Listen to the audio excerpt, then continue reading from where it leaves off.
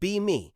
25 graduated top of my class at Greystone Tactical Academy, specialized in threat assessment, negotiation, and non-lethal neutralization, Olympic silver medalist in judo, recruited by Aegis Solutions, immediately top-tier private security firm for the ultra-wealthy diplomats, tech mobiles, royalty, the pay is obscene, assigned to the Alpha Team detail for Dr.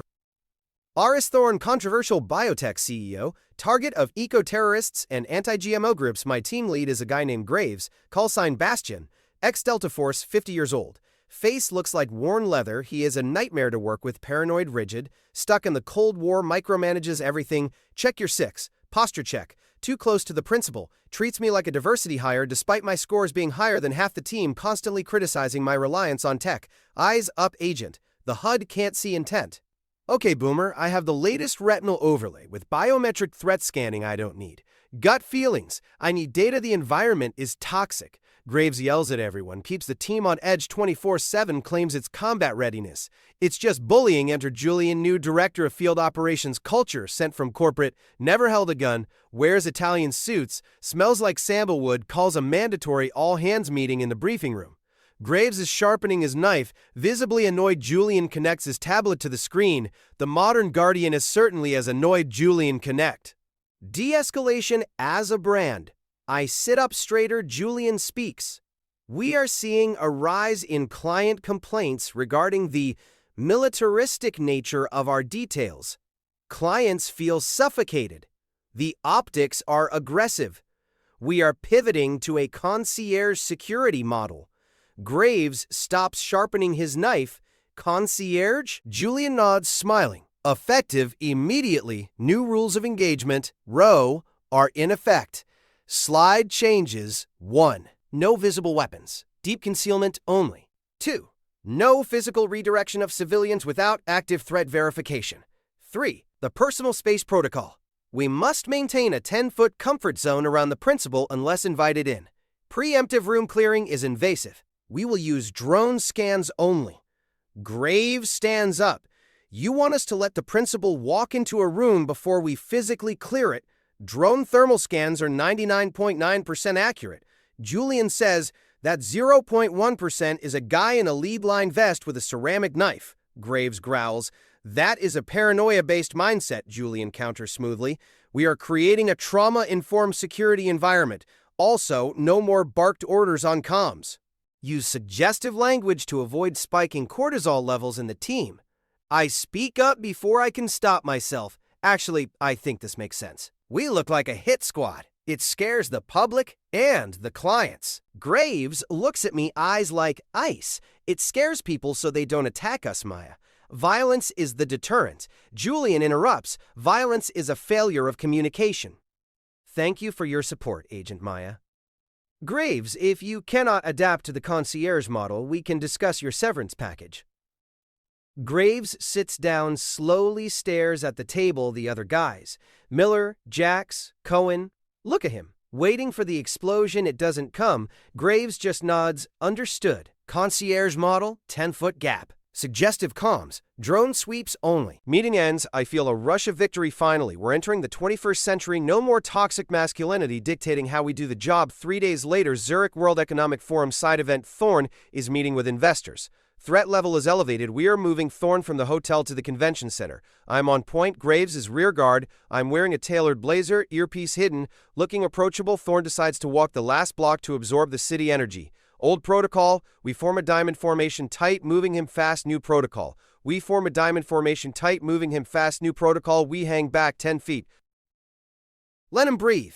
I see a guy in a hoodie near the barrier, hands in pockets. My AI scanner flags him. Heart rate elevated. Micro expressions of stress. Old me would have closed distance, intercepted, patted him down. New me remembers Julian's memo. Profiling based on nervousness is discriminatory. I tap my comms. Graves, suggest we maybe keep an eye on the subject at 2 o'clock. Graves' voice comes back. Calm. Deadpan. Copy that. Observing only. Remember, no physical redirection without verified weapon. Thorne walks right up to the barrier. Shaking hands, hoodie guy doesn't pull a weapon. He pulls a phone, takes a selfie. See? Paranoia. Graves was wrong. I relax. We get to the venue without incident. Thorne is beaming. Great work, team. Felt very free today. Didn't feel like a prisoner. I smirk at Graves. He doesn't react, just checks his watch that night at the team dinner. Julian is there, toasting with champagne. The concierge model works. Thorne is happy. Zero complaints. Graves is eating his steak silently, Jax asks him. Sarge, aren't you worried about the lack of perimeter? Graves wipes his mouth. I'm following protocol. Julian says the data supports the soft approach. Who am I to argue with data? He takes a sip of wine. I'm just a dinosaur, right, Maya? I flush. I didn't call you a dinosaur. I just said methods evolve. Sure, Graves says evolution. Next day, the main event, Thorne is giving a keynote speech at a massive glass-walled auditorium open to the public. Ticketed, Julian briefed us. Low visibility. Let the audience feel connected. We are stationed at the wings of the stage 15 feet back. Thorne is at the podium. Lights are bright. I'm scanning the crowd with my HUD. 500 people. AI is processing faces. All clear. Suddenly movement in the front row. 2 people stand up holding signs. Protesters shouting. Thorne is a murderer. Poisoner. Old protocol. We rush the stage. Shield the principal. Evacuate immediately. New protocol. Assess threat. Are they armed? I look at their hands empty. Just signs Julian's voice in my ear. Hold position. Do not escalate. Let venue security handle the removal verbally. Graves is on the other side of the stage. He hasn't moved a muscle, standing with hands clasped behind back concierge style. The protesters are screaming. Thorne looks nervous, looks at me. I give him a reassuring nod. Then a third person stands up, row 4, wearing a heavy trench coat. It's July. My AI flashes red. Thermal anomaly under jacket. Large mass. I hesitate. Is it a weapon? Or a camera? Or a banner? Julian's policy? Positive ID required before engagement. I can't see a gun. I tap comms. Possible threat, row 4. Suggesting we maybe move closer? Graves replies, is there a verified weapon visible, Agent Maya? No, but thermal is hot. Policy states we cannot encroach on the audience without verified threat. It could be a battery pack for a camera. The guy in the coat starts moving toward the aisle, fast shoving people aside. I step forward involuntarily. Julian screams in my ear. Stand down. Do not create a scene. Do not tackle a civilian. The guy reaches into his coat. I freeze if I tackle him, and it's just a megaphone. I'm fired. I'm sued. I'm the aggressor who traumatized a peaceful protester. Time slows down. The guy pulls out a glass bottle rag stuffed in the top lighter in the other hand. Molotov. Oh, God, he flicks the lighter. I'm 15 feet away. Thorne is frozen at the podium. The guy rears back to throw. I'm too far. I can't reach him in time. The comfort zone gap is too wide. I scream, gun. Just to trigger action too late, the bottle leaves his hand sailing through the air towards Thorne. I squeeze my eyes shut, expecting the fireball, expecting the screams. Bang, a definitely fired too late. The bottle shatters. Mid-air shards of glass and fuel spray harmlessly onto the empty stage floor below the podium. The liquid ignites, but it's just a puddle on the ground. Nowhere near Thorne. I look over. Graves has his sidearm drawn, smoking. He shot the bottle out of the air from 20 yards. Impossible shot before the glass even hits the ground. Graves is moving. He covers the distance in a blur, tackles Thorne, shields him with his body as the fire flares up. The attacker is reaching for a second bottle. Graves, from the ground, fires 2 more shots, double tap shoulder and leg neutralized. The crowd is screaming, stampede. I'm just standing there, useless. Graves drags Thorne off stage, yelling into comms. Package secure. Moving to extraction. Alpha team, get your heads out of your asses and suppress. The suggestive language is gone. The command voice is back. I snap out of it. Draw my weapon, cover the exit. We get Thorne to the armored limo. He's shaking. Covered in soot, but alive. Graves pushes him in, slams the door, turns to me, face covered in sweat and ash. I'm trembling. Julian runs up, tablet in hand. Face pale. What did you do? You discharged a firearm in a crowded room. You shot a civilian. Graves looks at Julian, looks at the tablet, slaps it out of his hand. It skitters across the pavement and cracks. I saved the principal's life. But the liability, the optics. You violated 7 protocols. Julian is hysterical. He hadn't thrown the second bottle yet. You preemptively engaged. Graves gets in the driver's seat. Get in or stay here. We all get in, drive to the safe house in silence. Thorne is hyperventilating in the back. Graves hands him a flask, drink. Thorne drinks. 2 hours later, safe house. The adrenaline crash hits me. I'm sitting in the kitchen staring at the wall. I almost let him die because I was afraid of a policy, because I was afraid of being invasive. Graves walks in, cleaning his gun again, doesn't look at me. I speak up. I saw the thermal. Graves nods. I know. I hesitated. I know. I was waiting for a weapon. Protocol. Graves stops cleaning. The protocol is a suicide pact, Maya. Real world doesn't care about your comfort zone. He had a Molotov. If you wait until you see the flame, it's too late. I put my head in my hands. I froze. I'm top of my class and I froze. You didn't freeze. You were handcuffed. By him? He points to the other room where Julian is frantically on the phone with legal. You want to survive in this business? You trust your gut. You trust your team. And you ignore the suits until the smoke clears. Julian walks in, face red. Graves, you're suspended. Pending investigation. The board is furious about the shooting. Using lethal force against a protester. The press is going to eat us alive. Thorne walks in, still smelling like smoke and gasoline. Who is suspended? Julian turns. Dr. J. Thorne, I apologize for the trauma. Agent Graves violated our de-escalation policy. We will replace him immediately. Thorne looks at Julian, looks at Graves. He shot a firebomb out of the air. Technically, sir, the projectile was not verified as lethal until... Shut up, Thorne says quietly. Shut up. Julian blinks. Sir, if he had followed your rules, I would be burning to death right now.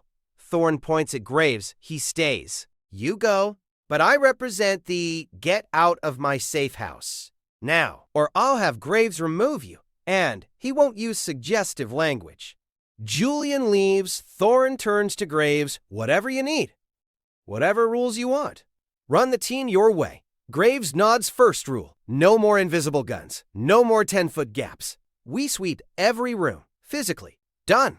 Graves looks at me. Maya. I look up. You saw the thermal. You made the call on the comms. Good catch. But next time? Next time, I don't ask for permission. I say. Graves smirks. Next time, you drop him before he lights the match. Get some sleep. We move at 0600. I go to my room, lay in the dark, replay the moment, the bottle spinning the shot. Graves is a machine. A relic, but a machine. Next week, back at HQ, Julian is reassigned to archiving in the basement. Graves is reinstated as full team lead. Old protocols are back. Hard perimeters. Visible deterrence. Aggressive sweeps. We are prepping for a detail in Bogota. High risk. Graves is briefing us. We are not concierges. We are the wall. If anyone steps within 5 yards of the principal, you put them on the ground. Clear? Clear, the team shouts. I shout it too. Later, at the range, I'm drilling quick draws hitting center mass. Graves watches for a minute, nods, walks away. I holster my weapon, checking my stats on the HUD 0.4 second draw.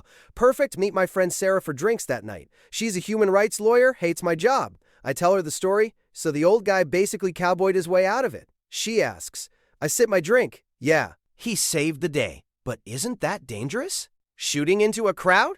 It was necessary, I say defensively. But still, Sarah says, the policy makes sense. We shouldn't live in a world where security guards are judge, jury, and executioner. You're sounding like the guy who almost got us killed. I laugh, but it sounds hollow, Sarah shrugs. I'm just saying, violence begets violence.